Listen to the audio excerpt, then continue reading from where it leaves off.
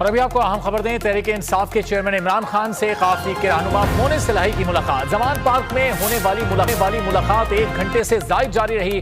मोनिस इलाही ने अपने वालिद परवेज इलाही का खुसूसी पैगाम भी इमरान खान को पहुंचाया। मुलाकात में पंजाब असम्बली तहलील के हवाले से तबादला ख्याल किया गया। हुकूमत को मुज़ाकरात की पेशकश के हवाले से भी तबादला ख्याल हुआ। मोनिस इलाही मुलाकात के बाद वापस रवाना हो गए हैं। मजीद जानेंगे बोल न्यूज़ के नुमाइंदे जाबिर वकास से। जाबिर, क्या गुफ्तगू हुई, क्या राय थे मोनिस इलाही इमरान खान के पास? देखिए, इस वक्त मोनिस इलाही जो है वो खासतौर पर जो पंजाब असम्बली को तहरील करने के हवाले से मुशावरत जारी है, उस हवाले से ही वो बात करने आए थे।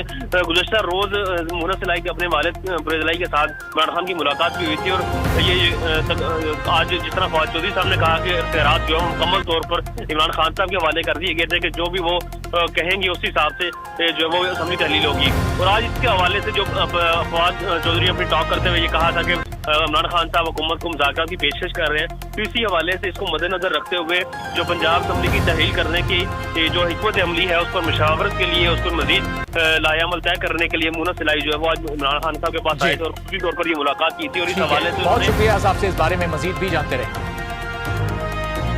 कप्तान की किरदार खुशी के साथ